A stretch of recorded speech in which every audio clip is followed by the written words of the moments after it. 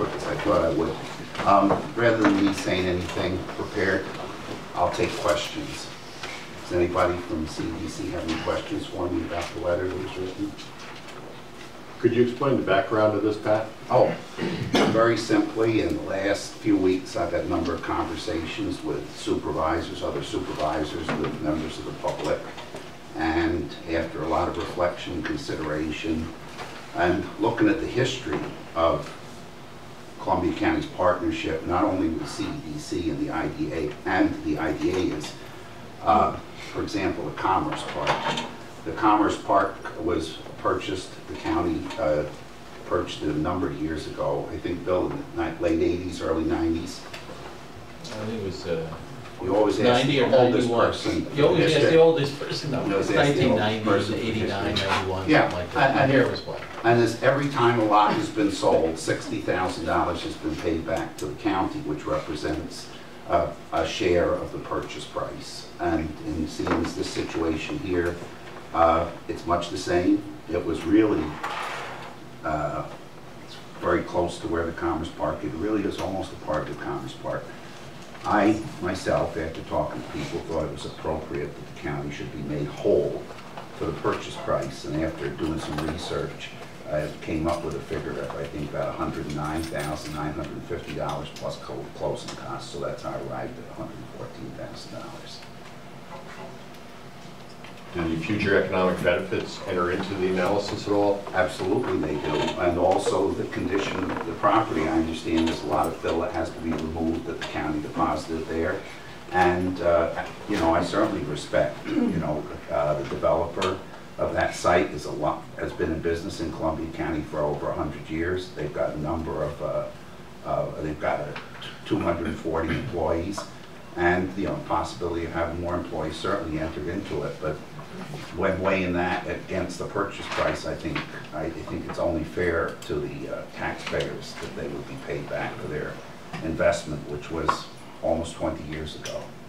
The investment was for something in the future. What did the county plan on doing with it if they didn't plan on having somebody develop it or do something of that sort? Well, I would treat it, I would say it was an investment rather than saying it was a loan, because a loan would suggest that interest should have been paid on it over a period of time, but that was purchased, the county put down $38,000 in 1998 in addition to their $167,000 contribution to CEDC, and there was a mortgage of $76,000, which was paid off arguably with the money that Columbia County contributed to CEDC over the life of the mortgage. Well, arguably that could go either way. The CED had funds generated on their own, so it could go. That's one way of looking at it, I suppose. Yeah, well, I'm looking at it from the perspective of Columbia County. So. As is this board, when they look for jobs and to create and develop a site that would enhance Columbia County, add to the tax revenue over the long run. Well, that's another issue too. Has a cost-benefit analysis been done on that whole project? In what? In terms of the proposed project? Yes. Only what the county hasn't done anything, no. Only what has been reported in the newspapers and CEDC has reported to the county. And then The cost-benefit analysis has been performed, Yeah.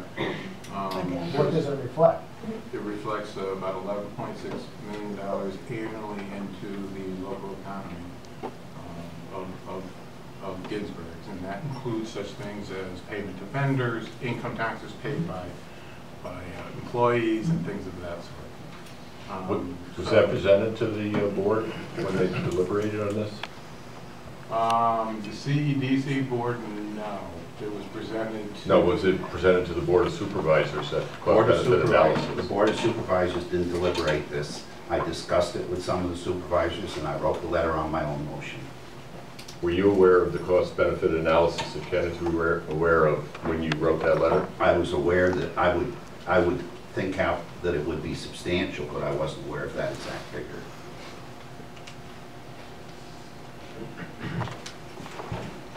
We take questions from the audience. That's up to the chairman. I have a question for Ken. Ken, is there anything in our financial records that indicate how that mortgage was paid, where it came from, and were those funds segregated?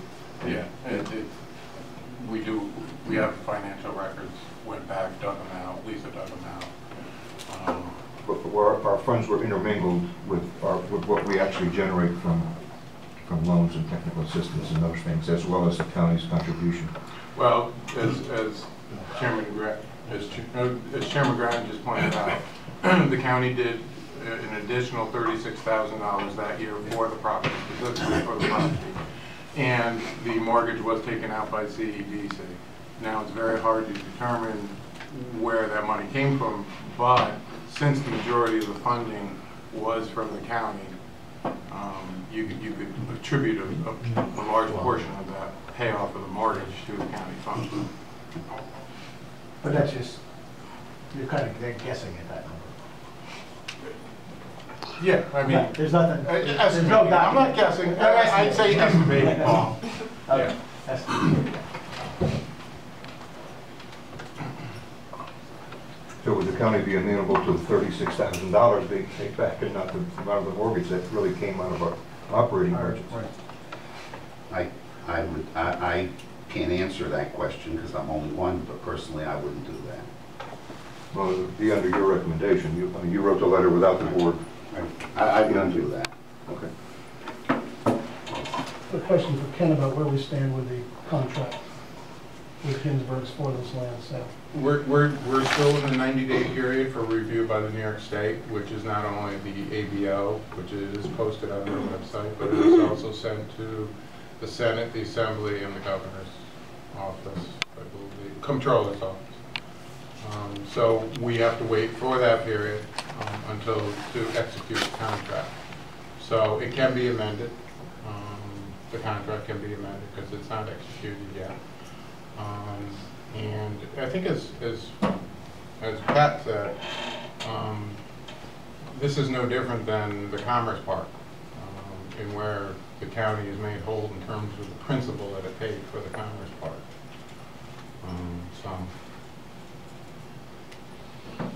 What is it? It isn't. We haven't had a lot of people show up in the Commerce Park for 250 jobs that I can recall. No, and no, we haven't. Okay. We do have two potential projects, and we have great interest in the third and the last lot that we have there. And these lots are ready to build. They're water, sewer. They're pretty much, flat, some earthwork, minor earthwork. Whereas versus the 33 acres at Ginsberg, as Chairman Grattan pointed out, there is substantial cost. Fill, removal, building of an entrance off a state highway, which if you're a contractor, you know that is very expensive. Running the water, sewer, and fiber under the road, so that's expensive, whereas the lots in the Commerce Park have water and sewer right on site. That'd be a hard lot to market, correct? Yeah. Very hard. Yes. It's been on the market for 20 years, hasn't it? Yes, and we have submitted the lot to various requests from New York State as they work with companies. I think it was before my time. Bill and Greg could talk about, America Biomedical was looking there, Univac was looking there. We've had interest. Well, I think what we have here is we have a letter from the Board of Supervisors, although it's not the entire board, it's the chairman, and we have a partnership with the Board of Supervisors, a rather very important partnership, and it's requesting this reimbursement, and I don't know if how one way or another this is going to happen or not. I mean, obviously, we can, the way I see it is we can go around the room, pass the hat, we can ignore it and leave it as the contract is, and see what happens, see where the chips fall, keeping in mind the fact that we do receive an annual contribution from the county, and would that be affected or not, I don't know. Or we can ask, and I believe we have asked the developer to bear the cost of this. We could write this into the contract because it's not, it's not official yet, hasn't been passed. It's still at the ABO. Is that correct, Jim? Yes. So it could be amended.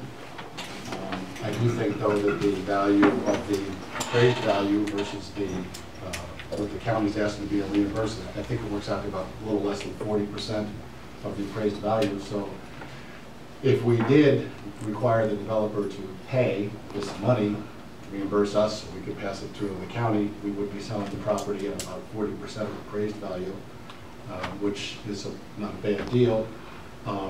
And considering the fact that they're going to keep almost 300 jobs in Columbia County, the economic benefit of that of $11.5 million each year, every year, is pretty significant. I think we need to come to a census here, how do we want to act, what do we want to do as a board. Well, maybe what you're presenting is that we give them a mortgage on this for that amount of money, and that makes Mr. Grattan whole. How would that work? Maybe that's the way out of this. They get a reasonable price for that. You mean who would provide the mortgage? CEDC to Ginsberg's, and then we either front the money back to the county, or they make payments and the money goes back to the county. And it seems like, Well, the developer would have to be agreeable to apply for the mortgage. right. Well, of course. But what do you think, Mr. Grattan? Does that make sense? Well, the county can't hold a mortgage, Yeah, CEDC can. We can. Yeah, the county, that's CEDC's decision. But how does that make you feel? As long as I would say, as the county, so as long as the county gets made whole for that amount, and in a timely manner, in a short-term manner, I would say that would be acceptable. It seems like a small sum of money in a large-scale project. Do we then pull the contract? Can just be Make amended this as a possibility. How would that work legally? Well, we have to work with Andy, but I don't think it's really that much of a significant change that we could still, and we check with the ABO, work through the 90 days and just amend it and just change the contract again. It hasn't been signed. So the contract then would reflect the mortgage? We could do that. But just an idea. Yeah, I'm a little uncomfortable without any of our executive committee here making such a big decision. So sometimes I think we make decisions in haste. I'd just like to have a little more time to think this over. And also one question about the ABL, and that it says the jobs are 220, and in other documents it says the current jobs are 254. I was wondering what the difference is. Well, it depends on timing and program. It really depends on which jobs you can count and which jobs you can't. And that's, I understand that's a difficulty. For example, when Assembly Member Barrett's office helped us get the $500,000 that at that period of time we count the jobs over 3 years, and at that time, if you think about it, it was 2 years ago that we applied. I think it was 2 years ago, and they were down to about 220. Now they're at 250. Yeah. They're doing very well. They're using outside storage because they don't have enough room. So I just think it's confusing because if you have the I two figures understand. happen and you say, okay, well, they've added 20 jobs, it's still under what they have. But when things take so long, these are the Yeah. circumstances that change, unfortunately. But a 10 to 15% fluctuation in staff, given that also, somewhat, it's not unrealistic. I mean, I know I ramp up, ramp down, you ramp up and ramp down. Yeah. School goes back, they're delivering all the schools, so, I don't see. And I do know that Ginsberg's busiest weekend is like Mother's Day's weekend. Greg, I would echo Sarah's comments that this is kind of a complete revelation to me that this came out of nowhere in my mind. And Well, part of it, Scott, was... we should deliberate more on it than 15 or 20 minutes and decide on the course of action this morning. I would echo that. We can't agree on something. Okay. Well, part of the thinking, the logic was thinking of calling this meeting was this is out, the letter's out. Right. It's being circulated on several blogs right now, and before people read things, and this is where it really matters. Everyone should be brought up to speed and we should have a discussion about this, and that's what this is all about. Exactly. One of the things that concerns me is the issue here of commingled funds. I mean, CEDC has never, to my knowledge, separated the funds that it receives from the county and the funds that it receives from its own cash flow. Is that correct? No, yeah, Tony, you're correct. However, county funds have never been used for loans or anything other than operating. I mean, but we don't know how much of our operating expenses are covered by county funds as opposed to funds that we generate. So, well, we do. We do. In more than just a percentage fashion? Yeah, we do. You can't attribute a county dollar to a specific dollar spent.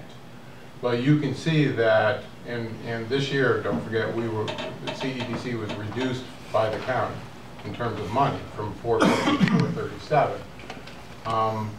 But you can see our operating budget is roughly $630,000 or so, and we get 437 from the county, and we have to make up that revenue from somewhere else. And we do make it up from various grants that we're successful in getting, spread on loans and income on loans, things of that sort. Well, how do you mix in HDC funds and Hudson funds? Pardon? How do you mix in and account for HDC funds and Hudson funds? We don't have. Well, HDC kicked in as a part of the partnership. It's been divorced. It's been divorced, but I mean, you have those funds you accounted for, you know, it's not. Mike, yeah, good point, and I don't know. At that point, They were kicking in X number of dollars. It was a true partnership, I thought, a couple $100,000 apiece. right. At that time of that purchase, I think you're right. There's some private donations that have been made for the last 20 years that have gone. That's correct. Yeah. So anyway, there's never been that test imposed before about economic development, developing only out of funds that don't come from the county, that the county is, which is what the chairman's letter implies here, that this should be reimbursed from funds that the county has never given. And that's a principle that comes out of nowhere in terms of what our experience has been with economic development. And I think that deserves some major discussion and consideration. Well, is there any way for us to calculate the private contributions over the 20 years? And then do we have, I mean, I know we have fund balance.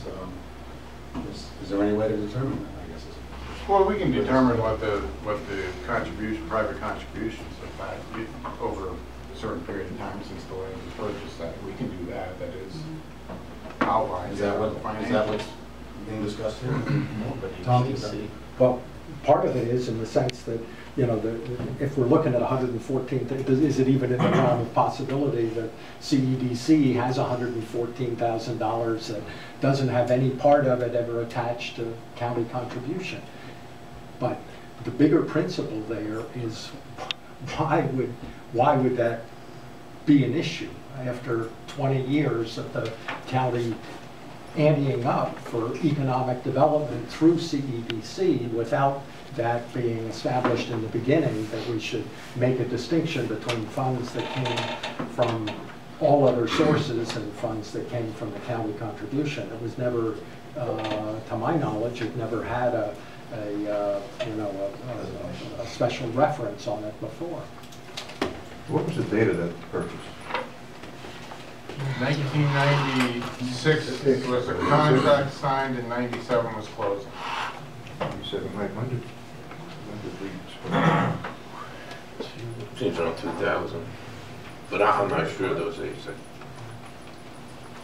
I mean, there's a lot of funds that have gone over, grants, loans, paybacks that are intermingled. It's, Ken, I would guess it's impossible to separate out.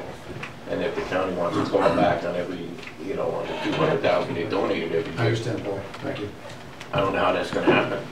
On each decision we make, is there going to be a look back on who put the money in, and that's who's making the decision. And I mean, the board made a decision based on the $7 million of economic benefit to the county, and board of supervisors made a decision that they would like to be made whole on some money. Is that going to happen each and every time we make a decision going forward?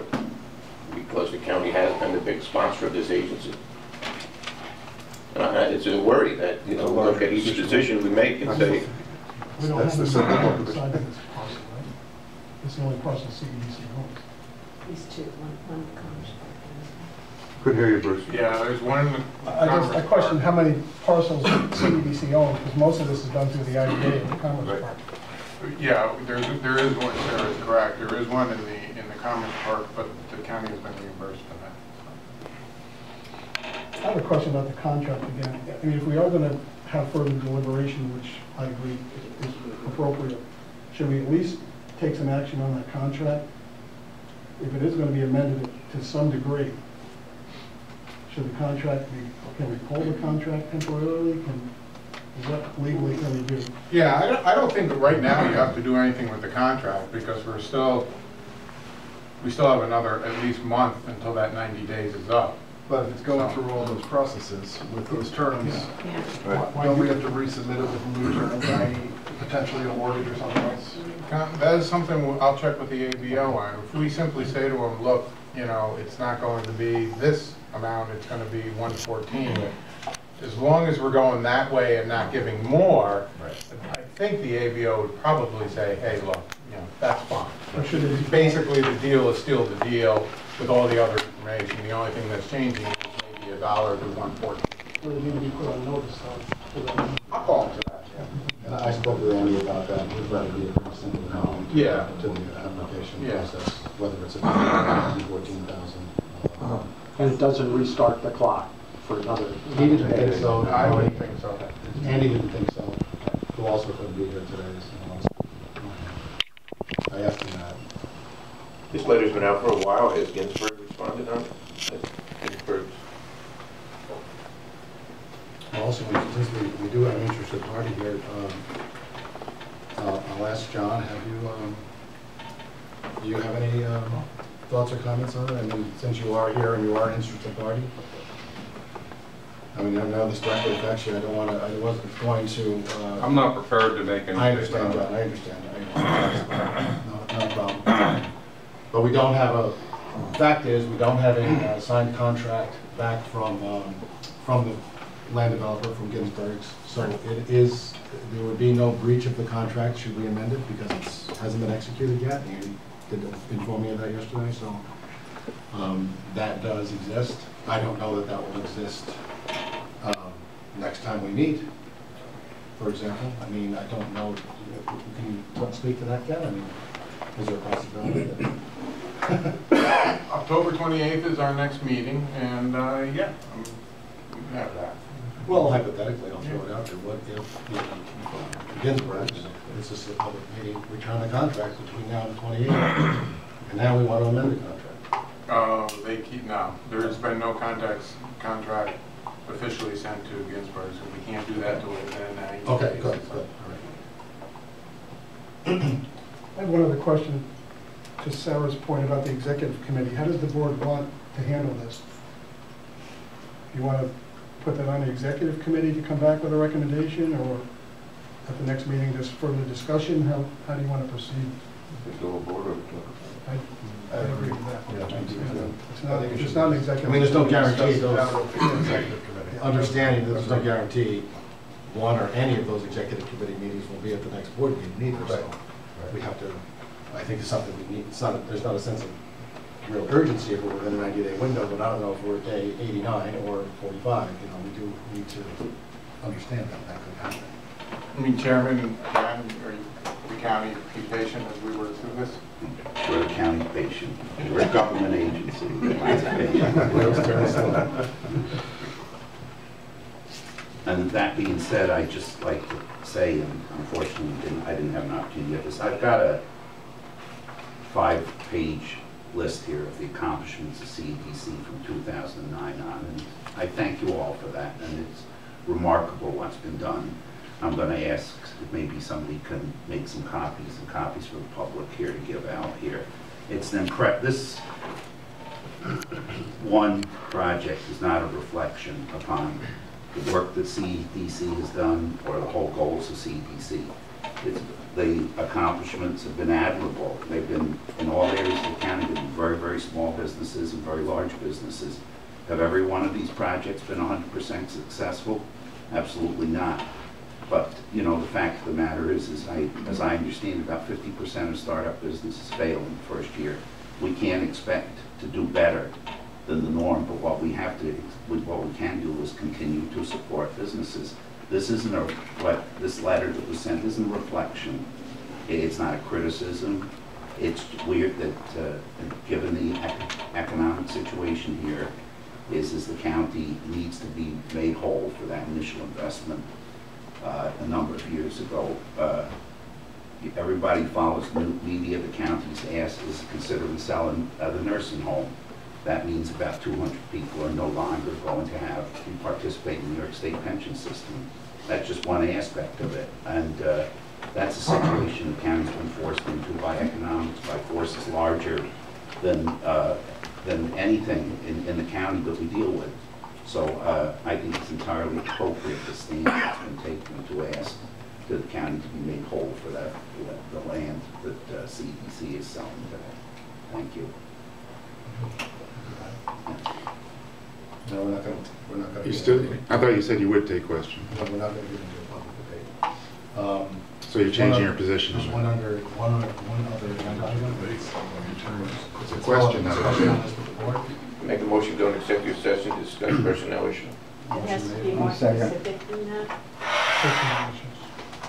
Motion's made to go into executive session to discuss personnel. That's a violation of the open meetings law. It has to be more specific than that. Sorry to be reading all this, but there's, Pat, maybe you can help me with, even if it's personnel, you have to say for something specific. It can't just be general. I hung up my lawyer's hat.